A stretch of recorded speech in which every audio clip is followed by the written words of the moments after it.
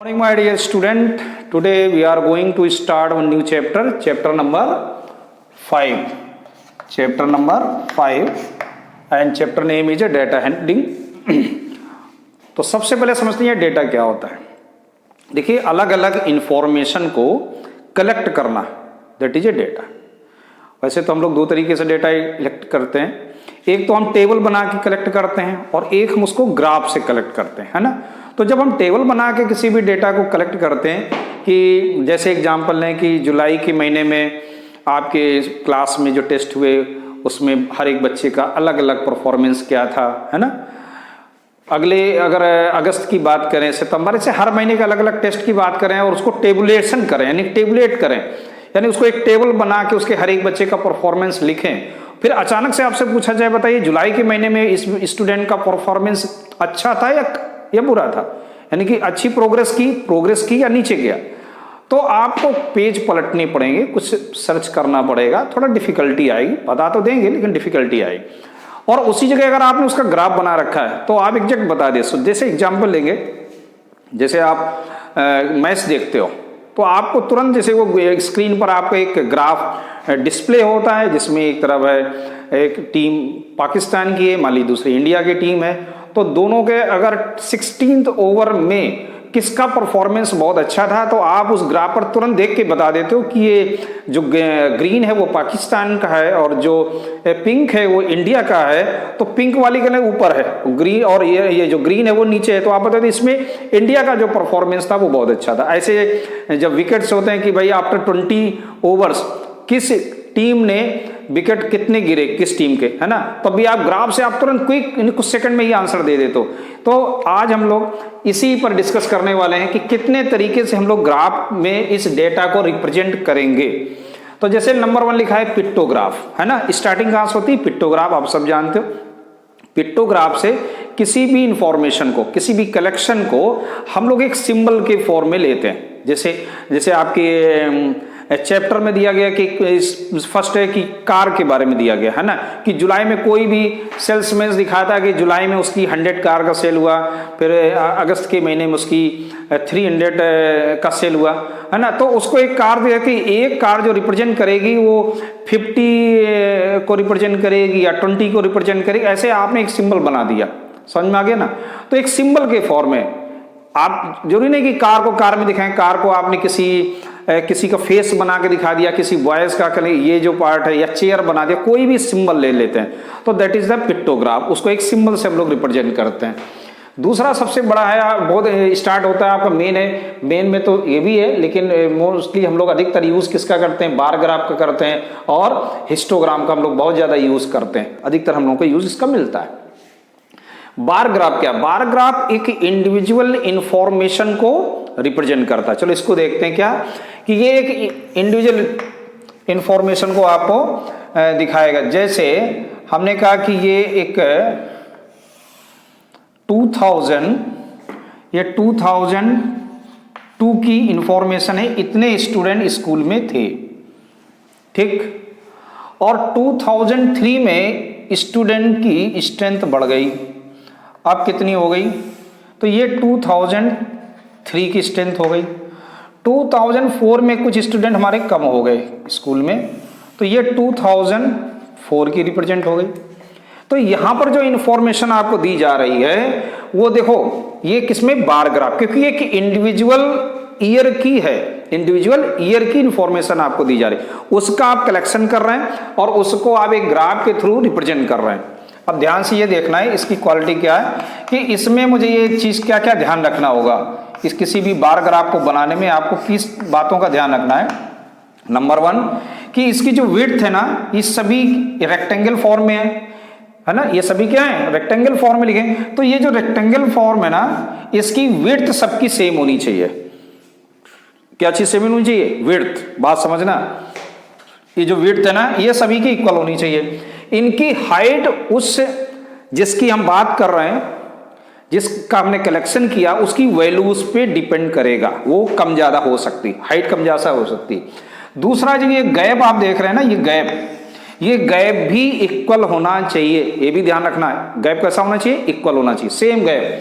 तो बस इन बातों का मुझे ध्यान रखना होगा क्या कि इसकी जो विड्थ है वो इक्वल होनी चाहिए, और ये जो ना ये जो गैप है बीच में ये सभी इक्वल होने चाहिए। और इधर हम क्या लिखते हैं, वैल्यू लिखते हैं। मान लीजिए हमने ये कहा कि 100 है, ये 200 है, ये 300 है, ये 400 है और ये 500 है, फिर ये 600 है।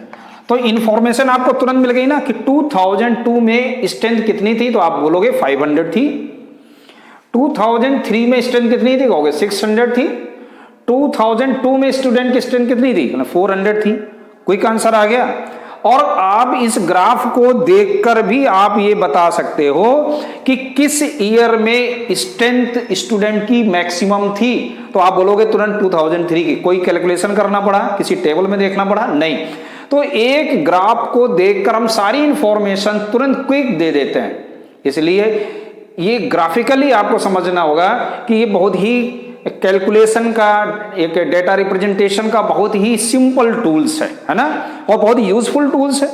ये भी देखो आपने तुरंत बता दिया मिनिमम स्ट्रेंथ किस ईयर में थी, इन 3 सालों में सबसे कम 2004 में थी, क्योंकि सबसे देखो ना इसका जो ग्राफ है ना, लेवल है ना, इसकी जो हाइट है ना, ये रेक्टेंगल की वो सबसे कम है।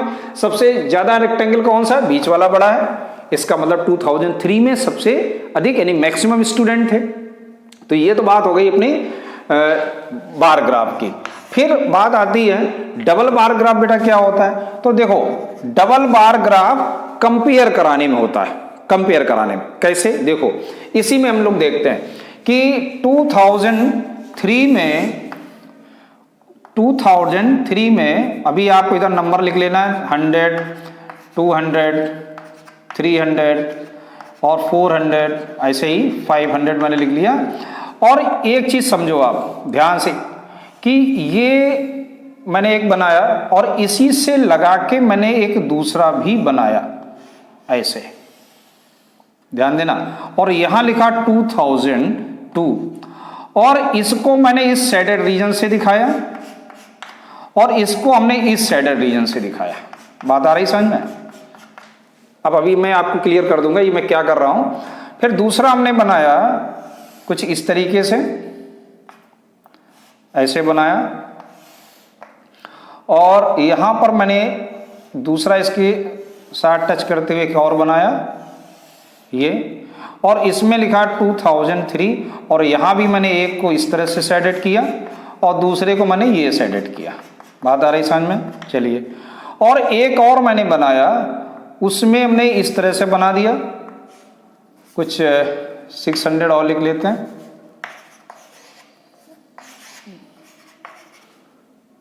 ये, और इस तरह से एक ग्राफ बनाया और इसी में लगा हुआ मैंने एक और ग्राफ बना दिया। तो इसका भी शेडेड इस तरह से हुआ और ये कुछ ऐसे बनाया।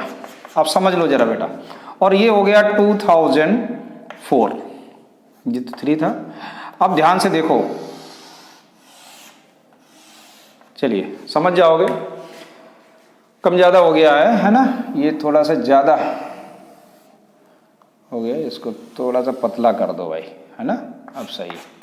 तो देखो यहाँ 2 डिजाइन आपको दिख रही हैं। 2 डिजाइन का मतलब आप एक बॉक्स बना दीजिए, उसमें एक तरह की डिजाइन लिख दीजिए। ये किसको रिप्रेजेंट कर रहा है, ये बॉयज को रिप्रेजेंट कर रहा है, ठीक। और जो ये डिजाइन है आपकी, ये रिप्रेजेंट कर रही है किसको, गर्ल्स को। मतलब क्या है इसका, यहां हम कंपेयर कर रहे हैं। कंपैरिजन जहां होगा वहां हम डबल बार ग्राफ का यूज करेंगे। कंपैरिजन है क्या कि 2002 में बॉयज और गर्ल कौन ज्यादा कम थे, तो आप कहोगे तुरंत देखते ही बोल दिया 2002 में बॉयज कम थे और गर्ल्स ज्यादा थी। 2003 में बॉयज ज्यादा थे या गर्ल्स थे, तो आप बोलोगे गर्ल्स ज्यादा थी, क्योंकि आपने कम देखो ना, है ना, बॉयज ज्यादा थे। और उसके बाद 2004 की बात करें तो फिर से नंबर ऑफ बॉयज क्या हो गए, ज्यादा हो गए और नंबर ऑफ गर्ल्स कम हो गई। तो देखो इसका मतलब हुआ कि हम डबल बार ग्राफ का यूज कहां पे करेंगे, जहां हमको 2 इंफॉर्मेशन के बीच में कंपैरिजन कराना होता है, तब हम लोग यूज करेंगे डबल बार ग्राफ का।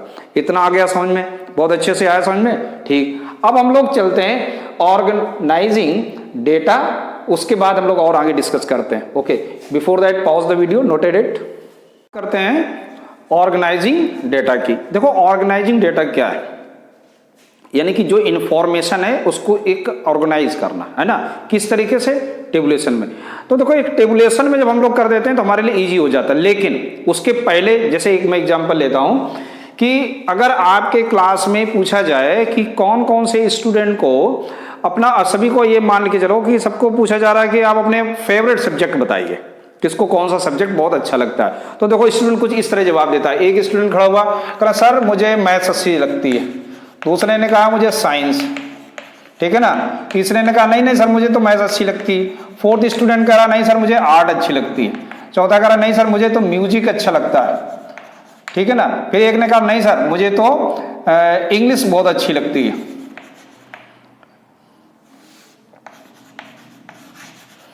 फिर अगले स्टूडेंट से देखो पूछा जा रहा है कि क्या अच्छा लगता है, तो वो कहेगा सर मुझे मैथ्स अच्छी लग रही है। फिर दूसरे स्टूडेंट से पूछा गया, उसने कहा नहीं मुझे तो एसएसटी बहुत अच्छी लग रही है सर।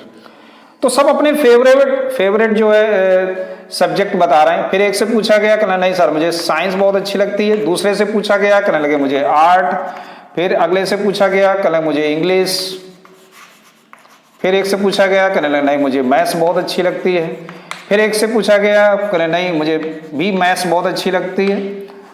और आगे बढ़ते हैं तो फिर एक पूछा गया, कहना क्या, कहना एसएसटी बहुत अच्छी लगती है। फिर एक स्टूडेंट से कहना सर मुझे मैथ्स बहुत अच्छी लग रही, एक से पूछा गया तो साइंस बहुत अच्छी लगती। तो ऐसे करके हम अलग अलग क्लास में जो स्टूडेंट होते हैं सबकी चॉइस ले लिए। अब अगर यही आपसे पूछा जाए कि बताइएगा इन सभी में सबसे ज्यादा पसंद होने वाला सब्जेक्ट कौन, सबसे अधिक किस सब्जेक्ट को स्टूडेंट लाइक करते हैं, तो आपको थोड़ा प्रॉब्लम होगी आंसर देने में, काउंट करना पड़ेगा। लेकिन इसी को अगर हम लोग सही ढंग से ऑर्गेनाइज कर दें तो हमारे लिए आंसर आसान हो जाएगा। जैसे हम सब्जेक्ट की बात करें तो एक सब्जेक्ट हमारा था मैथ्स, दूसरा था साइंस, फिर था एक सब्जेक्ट हमने लिया आर्ट, फिर एक हमने लिया म्यूजिक, फिर आपका एक सब्जेक्ट था इंग्लिश और एक आपने लिया एसएसटी। तो इतने आपके सब्जेक्ट थे। अब देखो इस छोटे क्लास में यानी कि 7th और 6th में आपको टेली मार्क सिखाया गया होगा। टेली मार्क क्या होता है? टेली मार्क आपको कैलकुलेशन को करेक्ट फिल करने में काम देता है। देखो ये तो होंगे आपके सब्जेक्ट हैं और यहां हम लोग लिखेंगे टेली मार्क। अब समझ लो टेली मार्क क्या होता है। बहुत सारे स्टूडेंट क्या करते हैं, डायरेक्ट उसको काउंट करके टेली मार्क बनाते हैं, लेकिन ऐसा बेटा नहीं है। टेली मार्क देखो मैथ्स है, यहाँ आपको एक लाइन इस तरह खींचनी है, साइंस है इसके आगे ये V1, फिर मैथ्स आ गया तो फिर से इसके सामने एक, आर्ट है तो यहाँ पर एक आ गया, म्यूजिक है तो यहाँ पर 1 आ गया, इंग्लिश है तो यहाँ पर 1, फिर मैथ्स आ गए तो फिर से एक लाइन आपको, एसएसटी 1, साइंस आ गया तो साइंस का है यहाँ पर एक और लाइन, फिर आर्ट की बात करेंगे तो आर्ट में एक और लाइन हो गई, इंग्लिश फिर से एक इंग्लिश आ गया, मैथ्स फिर से देखो मैथ्स हो गए, फिर से मैथ्स हो गया। तो अब देखो 5 का एक ग्रुप होता है, बंच होता है, 4 लाइन ऐसे एक आपको क्रॉस डायगोनल शेप में लेके आएंगे। इसके बाद एसएसटी फिर से है, फिर से मैथ्स आ गया तो एक और हो गया, और साइंस आपकी ये हो गई। ये चीज समझ में आ गया। अब देखो अब यहां आसानी से बता सकते हो कि कितने स्टूडेंट होंगे, 6, 5 upon 6 that is a 3, 2, 1, 2, 2। Understood? तो यहां पर आप आसानी से बता सकते हो कि मैक्सिमम किस सब्जेक्ट को स्टूडेंट पसंद करता है, क्योंकि हमने इसको क्या कर दिया, ऑर्गेनाइज कर दिया एक टेबल में। तो आप बोलोगे मैथ सबसे अधिक पसंद की जाती है क्योंकि इसमें ये 6 स्टूडेंट की चॉइस है। तो इसको हम लोग क्या बोलते हैं, इसको हम लोग बोलते हैं फ्रीक्वेंसी। इसको हम लोग क्या बोलेंगे, फ्रीक्वेंसी। तो फ्रीक्वेंसी माने होता है हिंदी में इसको हम लोग बोलते हैं बारंबारता, यानी कितनी बार, जो बार बार आता है उसे हम लोग फ्रीक्वेंसी बोलते हैं। ठीक, तो यहां पर मैथ की जो फ्रीक्वेंसी है वो क्या है, 6 है। तो सबसे अधिक पसंद होने वाला कौन सा सब्जेक्ट हो गया आपका, मैथ्स, जो सबसे अधिक लाइक किया जाता है। और सबसे कम पसंद करने वाला कौन सा हो गया, कल म्यूजिक। सबसे कम चॉइस किस में आई, म्यूजिक में आई। ये चीज क्लियर हुई? तो ये इससे का फायदा क्या है, इसका फायदा ये कि हम आसानी से देखो यहां से, अब इससे भी ज्यादा हम आसानी से क्या, इसी को अगर हम लोग ग्राफ पे प्लॉट कर दें तो और अधिक हम लोग क्विक आंसर दे सकते हैं। ठीक, तो ये तो था पहले ऑर्गेनाइज करना कि किसी डेटा को इस तरह पहले आपको ऑर्गेनाइज करना है। इसके बाद का प्रोसेस क्या है, फिर आपको ग्राफ पर इसको दिखाना होगा। तो सेकंड क्या है, ग्रुपिंग डाटा, है ना। देखो ये था ऑर्गेनाइजिंग डाटा, ये था ग्रुपिंग डाटा। अब हम लोग बात करते हैं कि ये ग्रुपिंग डाटा क्या है। ओके, कम टू नेक्स्ट, बात करते हैं ग्रुपिंग डेटा की। देखो ग्रुपिंग डेटा क्या है, उसके लिए एक एग्जांपल लेंगे तो आपको अच्छे समझ में आएगा। हमने लेट कर लिया कि आपका एक क्लास टेस्ट हुआ, किसका, मैथ्स का, और उसके जो मार्क्स थे वो 50 थे, और हमने इस 50 मार्क्स को 5 ग्रुप में डिवाइड कर दिया, और उस ग्रुप के अकॉर्डिंग टू हम स्टूडेंट को खड़ा कर रहे हैं। जैसे 0 से 10 मार्क्स लाने वाले कितने स्टूडेंट हैं वो खड़े हो जाएं, तो वो खड़े हो गए। फिर 10 से 20 वाले, ऐसे 20 से 30, 30 से 40 और 40 से 50, जिससे मुझे क्लास का जो परफॉर्मेंस है वो बहुत अच्छे से पता चल जाएगा कि हमारे क्लास में कितने स्टूडेंट बहुत अधिक वीक हैं, या कितने बहुत अच्छे हैं, या कितने मिडिल में चल रहा है। ठीक है ना। कैसे, तो हमने सबसे पहले तो मार्क्स लिखे, और मार्क किसमें है, ये ग्रुप में है, ये ध्यान रखना, किसमें है, ये ग्रुप में है। और वो ग्रुप हमने जो बनाया है वो कितना है, 0 से 10 है, एक 10 से 20 है, एक 20 to 30 का ग्रुप है, एक 30 का 40 एंड 40 to 50 एंड 50, बस 50 तक ही आपका था। फिर दूसरा जो आप बनाएंगे, क्योंकि जो नंबर लिखे ना आपको इस तरह लिखे होंगे ना कि रोल नंबर 1 के इतने मार्क्स, रोल नंबर 2 के, 3 के, 4 के, 5 के, ऐसे सभी क्लास के बच्चों के नंबर लिखे हुए, तो उनको टेली मार्क के थ्रू हम टेबुलेट करेंगे। ठीक है, तो यहां आपका आ जाएगा टेली मार्क, और दूसरा जो कॉलम बनेगा वो बनेगा एफ, यानी कि फ्रीक्वेंसी का, वो फ्रीक्वेंसी जिसको हम लोग एफ से इंडिकेट करेंगे। यहां तक आया समझ में। चलिए, ये तो आप खुद बना लेंगे। तो जैसे देखो 0 से 10 के बीच में मान लीजिए 5 स्टूडेंट थे, जो किसी के नंबर रहे होंगे 0, किसी के 1 आया होगा, किसी को 4 आया होगा, 5 होगा, 6 होगा, ऐसे टोटल स्टूडेंट कितने हुए, 5।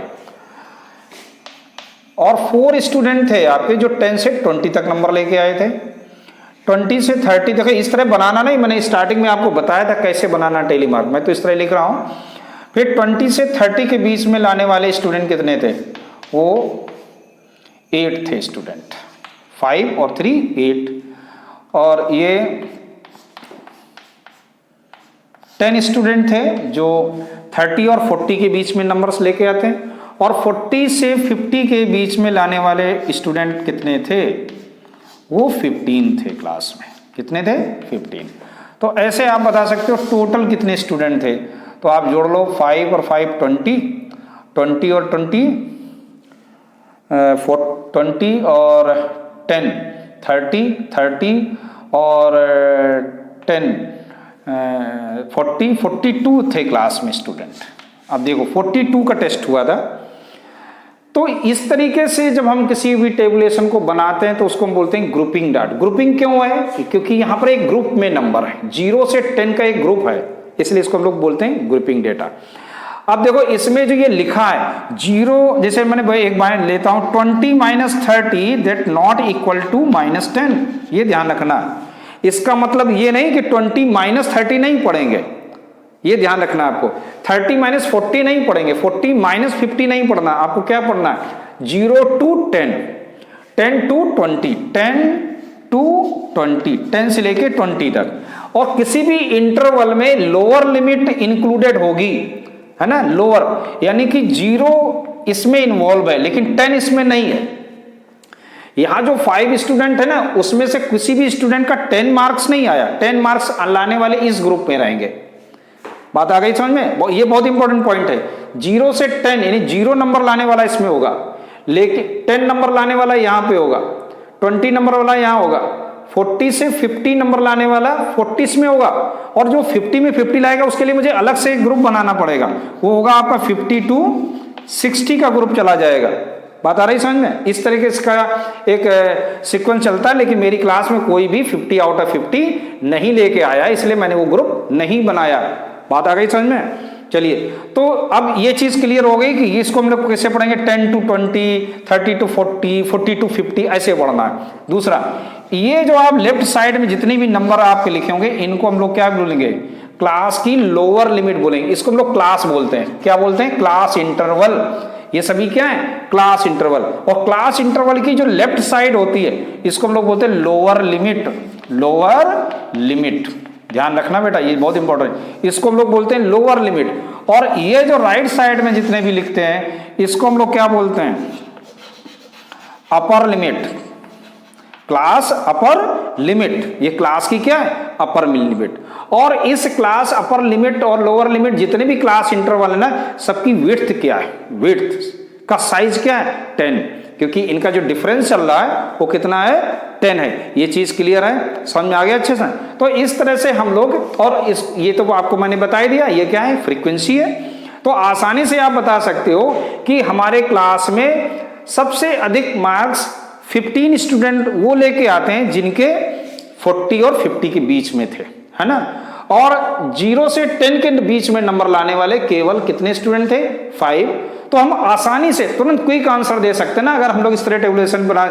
वरना आपको अगर ऐसे लिखा पूरे क्लास के नंबर हमने इसे मिक्स करके लिख रखा है, बहुत प्रॉब्लम होगी बताने में, है ना। तो इस तरह से हम लोग बड़े आसानी से एक्सप्लेन कर सकते हैं। ये चीज क्लियर हो गई? चलिए अब हम लोग बहुत इंपॉर्टेंट पढ़ने वाले हैं, हिस्टोग्राम क्या होता है। Okay, come to next topic है हिस्टोग्राम। देखो हिस्टोग्राम हम लोग कब बनाते हैं? हिस्टोग्राम एक्चुअली में हम लोग ग्रुप में बनाते हैं। जो ग्रुपिंग अभी हम लोगों ने पढ़ा ना, ग्रुपिंग डेटा, वहां पर हमको क्या बनाना है? हिस्टोग्राम। कैसे? उसके लिए मुझे एक एग्जाम्पल फिर से लेना होगा कि हमने फिर से मान लें एग्जाम्पल लेता हूं कि मार्क्स है हमारे क्लास के ये, और ये नंबर ऑफ स्टूडेंट है, नंबर ऑफ स्टूडेंट्स कि 0 से 10 नंबर लाने वाले 5 स्टूडेंट थे, 0 और 10 से 20 मार्क्स लाने वाले स्टूडेंट थे 6, या आप कुछ भी लिख सकते, लिए 6 लिख लेते हैं इस तरह से। और 10 से 20 मार्क लाने वाले स्टूडेंट थे 10, 20 से 30 क्या लिख रहा है, फिर 30 से 40, और पहले लिख ही लेते हैं, गलत हो जाएगा ऐसे। और 30 से 40 मार्क्स लाने वाले स्टूडेंट थे 12, और 40 से 50 लाने वाले स्टूडेंट कितने थे? 5।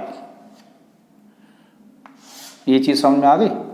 चलिए अब हम इसको हिस्टोग्राम पर, जो ये ग्रुप डाटा है, हिस्टोग्राम पर कैसे रिप्रेजेंट करेंगे। तो सबसे सिंपल तरीके से हम लोग क्या करेंगे, ये ओरिजिन होता है, आप सबको मालूम है, ठीक है ना। अब यहां पर जो एक्स एक्सिस है इसे हम लोग क्या बोलते हैं? एक्स एक्सिस बोलते हैं, इसे हम बोलते हैं वाई एक्सिस। तो एक्स एक्सिस पर आप क्या लिखेंगे, क्या रिप्रेजेंट करेंगे?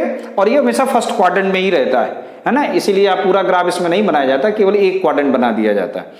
तो ये ओरिजिन होता है, ओरिजिन हमेशा 0 होता है। तो एक्स एक्सिस पर आप हमेशा क्लास इंटरवल लिखिए। क्या लिखिएगा? क्लास इंटरवल हमेशा एक्स एक्सिस पर लिखिए, और फ्रीक्वेंसी को वाई एक्सिस पर रिप्रेजेंट करिए। तो देखो 0 से 10 इक्वल इंटरवल लेना है आपको, ये ध्यान रखना। ये आ गया 10, दैट इज 20, 30, 40, और ये हो गया 50। इक्वल विड्थ हो गई ना। अब देखो यहां पर आप लिख लीजिए 1, 2, 3, 4, 5, 6, 7, 8, 9, और आगे बढ़ चलते हैं। ये आ गया 10, 11, और ये 12। ये चीज समझ में आ गई? अब देखो यहां से 0 से 10 नंबर लाने वाले कितने स्टूडेंट थे? 0 से 10 लाने वाले स्टूडेंट थे 5। तो 5 यहां पर है, तो इस तरह से कुछ बन जाएगा। अब यहां पर चूंकि ग्रुप में बात हो रही है 10 से 20, तो यहां पर आप इसका बार ग्राफ नहीं बना सकते, हिस्टोग्राम ही बना पाएंगे। क्यों? यहां पर ये क्या है? आर्म कॉमन है। और 10 से 20 तक कितने स्टूडेंट थे? 6 थे। तो कुछ इस तरह से ग्राफ बनेगा। ये चीज समझ में आ गई? और फिर 20 से 30 कितने स्टूडेंट थे? 10। तो ये 10 तो यहां पे है, तो ये देखो कॉमन आर्म हो गई है ना, रेक्टेंगल की। और इस तरह से आपका एक ये बन गया। ये किसको रिप्रेजेंट कर रहा है? 20 से 30। अब 30 से 40 कितने थे? 12। 30 से 40, 12।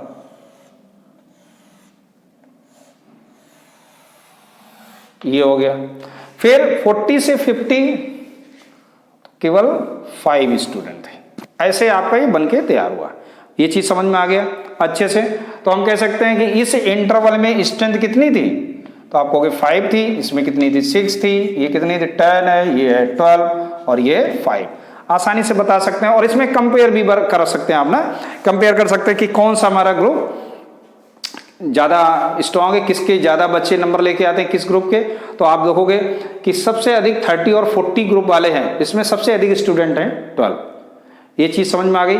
लेकिन अब देखो कभी कभी हम लोग देखते हैं कि ऐसी भी हमको कुछ सिचुएशन बन जाती है कि जो इंटरवल शुरू होता है कहां से, मान लीजिए इंटरवल शुरू हो रहा है बहुत हाई, यानी कि यहां से ना 0 से ना शुरू होके बहुत अच्छे इंटेलिजेंट स्टूडेंट थे और 100 मार्क्स का एग्जाम हुआ, एग्जाम्पल मैं ले रहा हूं 100 मार्क्स का एग्जाम हुआ, तो बच्चे 50 से ऊपर ही सब नंबर लेके आए थे, बहुत अच्छी क्लास थी। तो 50 to 60 शुरू हो गया, 60 to 70 आ गया, 70 to 80 हो गया, 80 से 90 हो गया और 90 से 100 तक चले गए। अब देखो अगर हम 0 से लिखना शुरू करेंगे, 0 से 10, 10 से 20 का तो है ही नहीं इंटरवल। तो ऐसी सिचुएशन में हम यहां पर लाइन को ब्रेक कर देंगे, जिसको हमने क्या लिखते हैं, ब्रोकन लाइन बोलते हैं। क्या बोलते हैं, ब्रोकन। और वैसे हम लोग जैग्ड बोलते हैं, है ना, JAGGED, यही होती है ना स्पेलिंग, GA, हाँ सही है। इसको हम लोग क्या बोलते हैं, जैग्ड, GAGGED। इसका मतलब क्या है, इमेजिन करो कि यहां पर 0 से लेके, अभी इसको मत देखना, है ना, अभी मैं इसको रब कर दूं ना, वरना तुम लोग कंफ्यूज हो जाओगे यार, है ना। हाँ बहुत तुम लोगों के साथ मुझे बहुत केयरफुल रहना पड़ता है। 50 से शुरू हुआ है और इस इंटरवल को हमने इसको हटा के हमने इसी को लिख रहा हूं, ध्यान रखना। चलो मैं इसको करके दिखा रहा हूं। अब मैंने इंटरवल, अब ये मार्क्स जो चल रहे ना, ये 100 मार्क्स का एग्जाम था और क्लास बड़ी इंटेलिजेंट थी। तो इंटेलिजेंट होगी तो किसी के भी नंबर 50 से कम बेटा आए ही नहीं, 80 से और ये 90 और 90 से 100 और 100 किसी स्टूडेंट के आए नहीं, तो 100 इंक्लूडेड नहीं होगा। चलिए अब मुझे इसे अपने हिस्टोग्राम पर रिप्रेजेंट करना था। अब ध्यान दो जरा, अब ये जो बना ग्रुप फिर से बनाना पड़ेगा। हाँ तो इसको हम लोग कैसे बनाएंगे, अब देखो 0 से 10 तो है नहीं, 50 है, तो मैं डायरेक्ट यहां से शुरू करता हूं, 50, 60, 70, 80, 90 और एक और बढ़ गया, वो क्या गया 100। ये चीज समझ लेना भाई बहुत अच्छे से, 100 हो गया। अब देखो 50 से 60 कितने थे 5, तो ये हो गए आपके 5। फिर क्या था 60 से 70 कितना था 6 स्टूडेंट, तो ये आ गया 6 स्टूडेंट। और 70 से 80 10 स्टूडेंट, तो 10 यहां कहीं होगा, इस तरह से आप बना दीजिएगा। और फिर 80 से 90 कितने हैं 12, तो ये हो गया आपका 12। और 90 से 100 ओनली 5 स्टूडेंट, ये बन के तैयार। तो इस तरीके से यहां पर क्या हमने बना दिया, जैग्ड बना दिया, या ब्रोकन लाइन भी बोलते हैं इसे। देखो इमेजिन करो, मैं ये बात कर रहा था कि आप इमेजिन करो कि ये लाइन बहुत बड़ी है और हमने 0 से 10, 10 से 20, 20 से 30, 30 से 40, 40 से 50 तक हमने लिखे, मान लिया, इमेजिन कर लिया। लेकिन 0 से लेके और 50 तक की मुझे कोई जरूरत है नहीं, तो मैंने क्या किया, उस लाइन को ऐसे स्प्रिंग की तरह दबा दिया। ठीक, तो जो अननेसेसरी थे ना वो सब इसी जैक के अंदर आ गए। तो किसी भी चीज को जैसे अपन दबाएंगे और इधर उधर नहीं जा सकती, तो क्या आ जाएगी, या तो ऊपर जाएगी या नीचे की तरफ टेढ़ी हो जाती। किसी रॉड को आप दबाइए तो वो क्या होगी, ऊपर जाएगी या नीचे जाएगी। तो यहां पर 0 से लेके और 50 तक मुझे कोई जरूरत नहीं थी, तो मैंने उसको इस तरह दबा दिया। तो दबाने पर एक ये इस तरह से जो बन के आया, इसको हम लोग बोलते हैं जैक्ड। ये चीज समझ में आ गई। तो चलिए अब इस ग्राफ से हम लोग डायरेक्ट बता सकते हैं वही प्रोसेस कि सबसे अच्छा परफॉर्मेंस किस ग्रुप ने किया, या सबसे अधिक मार्क्स लाने वाले कितने स्टूडेंट थे, तो आप तुरंत बोल दोगे ये तो 6 थे, ये 5 थे, ये 6 थे और ये 10 और ये 12। तो 12 स्टूडेंट थे जो 80 और 90 के बीच में सबसे अधिक नंबर लेके आए, और ये 5 थे। तो ये हो गई बात अपनी हिस्टोग्राम की। अब हम लोग चलते हैं लास्ट में, सर्किल ग्राफ बोलते हैं या आप पाई चार्ट भी कह सकते हैं। So come to next, pie chart, है ना। पाई चार्ट या आप जिसे बोलते हैं सर्किल ग्राफ, मतलब कहने का इसमें आप अपने डेटा को एक सर्किल में रिप्रेजेंट करते हैं, ठीक है ना, सर्किल में। लेकिन इसमें ग्रुप में नहीं चलेगा, किसमें चलेगा, ये एक पर्सनल, जैसे कि यहाँ पर्सनल की बात करें कि चॉकलेट को 50% स्टूडेंट पसंद करते हैं, तो चॉकलेट कहीं लिंक तो नहीं करेगा ना, वेनिला से तो लिंक नहीं करेगा, तो ग्रुप में तो नहीं होगा। चॉकलेट एक पर्सनल मैटर है, पर्सनल अपनी इंफॉर्मेशन दे रहा है कि कितने % स्टूडेंट चॉकलेट को पसंद करते हैं। ऐसे वेनिला जो फ्लेवर है उसको 25% लाइक करते हैं स्टूडेंट, और अदर्स जो है ना वो 25% में जाते हैं।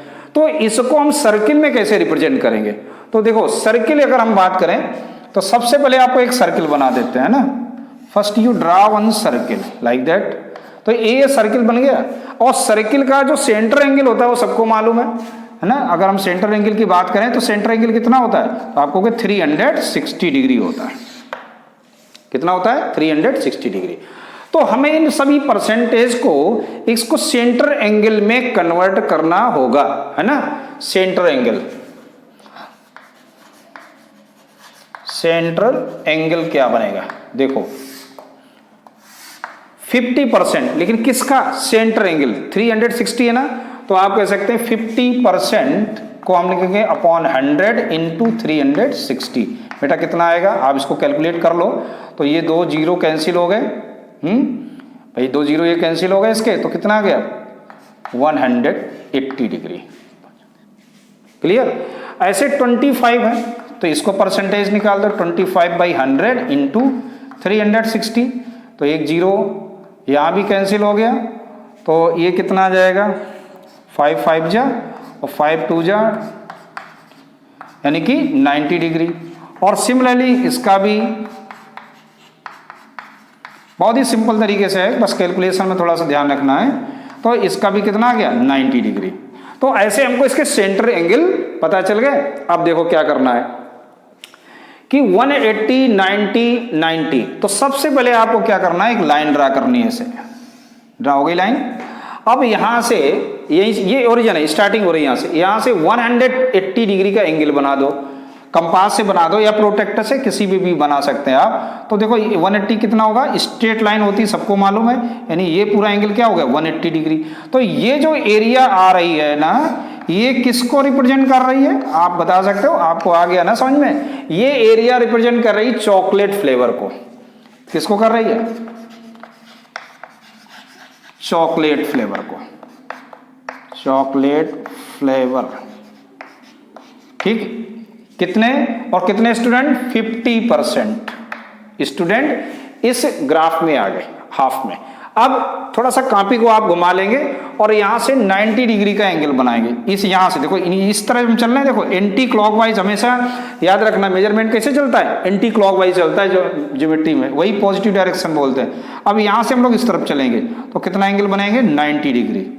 और ये 90 डिग्री किसको रिप्रेजेंट कर रहा है, ये जो डिजाइन आपकी नई बन के आ रही है, ये डिजाइन किसको रिप्रेजेंट करने लगी, ये रिप्रेजेंट कर रही है वेनिला, है ना, ये